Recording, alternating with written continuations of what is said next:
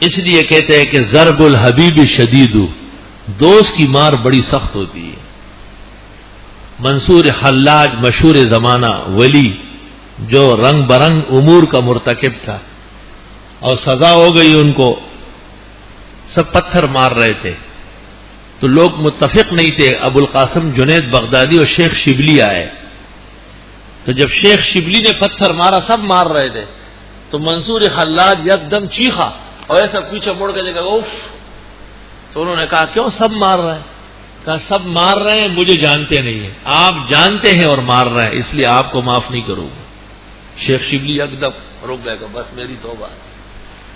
ضرب الحبیب شدید، من از بیگان گاہ ہرگز نہ نالوں، کہ با من ہر چه کردن آشنا کر۔ اللہ، سید احمد صاحب اور شاہ اسماعیل کا قافلہ جب 4 سدے کے پاس تھا تو نواب ہنڈ سے حضرت سید صاحب نے پوچھا کہ خان صاحب یہ کیا انصاف ہے، آپ ہی لوگ کے 50 آدمیوں کا جرگ آیا، ہمیں دعوت دی اور یہاں پہنچ کر کے سارے ہٹ گئے اور ہمیں اکیلے چھوڑ دیے میدان میں۔ اس وقت شاہ اسماعیل نے یہ شعر پڑھا ہے، آہر کس از دست غیر نالا کنا، سادی از دست خویش کند فریاد، ومن الناس من يقول آمنا بالله وباليوم الآخر، لوگوں میں سے بعض ایسے جو کہتے ہیں ایمان لائے اللہ آخرت کے دن پر، یہ خلاصہ ہے، وما هم بمؤمنین، اور یہ نہیں ہے ایمان والے، یخادعون اللہ، یہ دھوکہ دینا چاہتے اللہ کو، والذین آمنوا، اور مسلمانوں کو، وما یخدعون، یہ دھوکہ نہیں دے سکتے، الا انفسهم، مگر اپنے آپ کو، وما یشعرون، اور ان کو ادنا سمجھ تک نہیں، بڑے بنا سمجھ و بے سمجھ۔ اللہ، یہ ان کے وما هم بمؤمنین 1، یخادعون اللہ 2، وما یشعرون 3، فی قلوبہم مرض، ان کے دلوں میں بیماری ہے، مرض النفاق، مرض الکفر۔ منافق مریض القلب ہوتا ہے اور مومن سلیم القلب ہوتا ہے۔ یوم لا ينفع مال ولا بنون الا من اتى الله بقلب سلیم، قلب سلیم۔ چاہتے سب ہے کہ ہو اوج ثریا پہ مقیم، چاہتے سب ہے کہ ہو اوج ثریا پہ مقیم، پہلے پیدا تو کوئی کرے ایسا قلب سلیم۔ فی قلوبہم مرض، ان کے دلوں میں بیماری ہے، فزادہم اللہ مرضا، بس بڑھا دی اللہ نے ان کی بیماری، وَلَهُمْ عَذَابٌ عَلِيمٌ، اور ان کے لیے عذاب ہوگا دردناک، بِمَا كَانُوا يَكْذِبُونَ، بسبب ان کے جھوٹ بولنے کے۔ دشمن کا مقابلہ آپ کر لیں گے لیکن بھائی اور بیٹا، گھر کا فرد جب مخالف ہو، بچنا بہت مشکل ہو جائے۔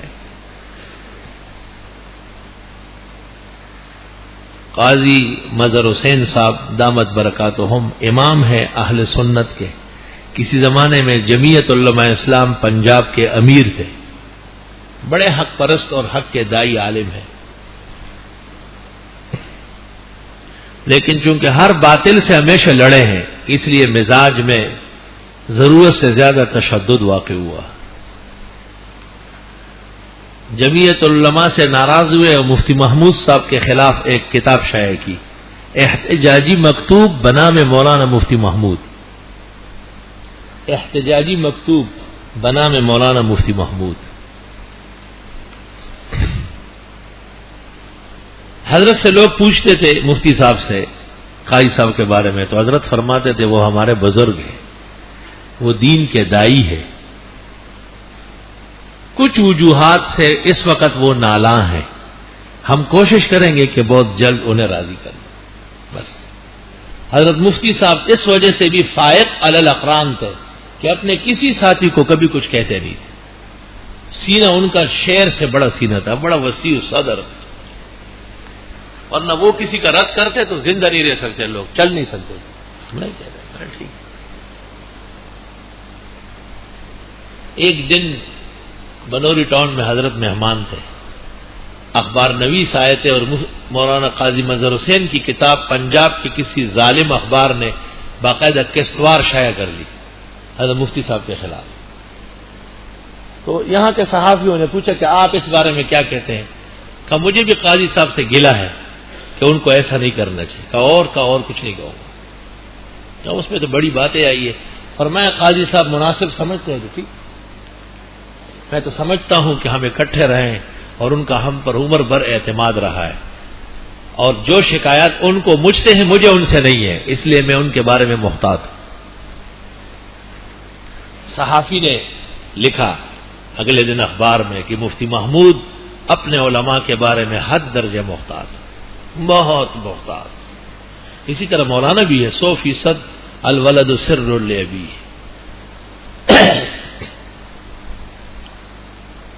اس دن جب وہ صحافی اٹھ گئے چلے گئے تو حضرت مفتی صاحب مولانا مفتی احمد الرحمان پر ہاتھ رکھ کے اٹھ رہے تھے، جا رہے تھے، مہمان خانے باہر بیٹھے تھے. ایسے مفتی صاحب حضرت مفتی صاحب مفتی احمد الرحمان صاحب پر ایسے ہاتھ رکھ کے کندھے پہ اور اٹھے. تو اس طرح میں نے سنا، میں نے لکھا بھی ہے مضمون میں، اور فرمایا کہ ہم ہر باطل سے مقابلہ کرتے ہیں اور بڑے مضبوط رہتے ہیں، لیکن اپنے جو پیچھے سے چھرے گھومتے ہیں پھر مجھ سے چلا نہیں جاتا ہے. معلوم یہ ہوا کہ درد اور غم بہت تھا لیکن اظہار نہیں کرتے. مخلوق کیسے خالق کو دھوکہ دے سکتی ہے؟ عمل دھوکہ دہی کا ہے. عمل. مخلوق خالق کے سامنے کیا جھوٹ بولے گی؟ اپنی کوشش کر رہی. فی قلوبہم مرض، ان کے دلوں میں بیماری ہے. فزادہم اللہ مرضا، بڑھا دی اللہ نے ان کی بیماری. ولہم عذاب علیم، ان کے لیے عذاب ہوگا دردناک. بما کانوا یکذبون، بسبب ان کے جھوٹ بولنے کے. اصلاحات کس طرح ہوگی؟ وَإِذَا قِيلَ لَهُمْ لَا تُفْسِدُوا فِي الْأَرْضِ، جب ان سے کہا جاتا ہے فساد مت مچاؤ ملکوں میں، مراد زمین سے ملک. وقالوا، یہ کہتے ہیں انما نحن مصلحون، بے شک ہم ہی تو صلح کرنے والے ہیں، ہم ہی تو صلح کرنے والے ہیں. مسلمانوں سے کہا تم ایک آدمی کی بات مان کے نبی کریم صلی اللہ علیہ وسلم کی سب کے مقابلے میں بیٹھ گئے ہو، کیسے کامیاب ہوں گے؟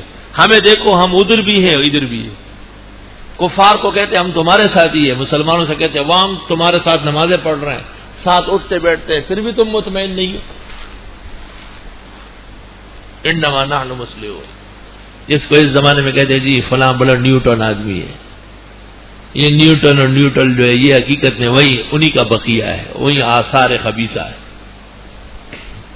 باقیات و سیئات ہے. الا یاد رکھو انہم هم المفسدون،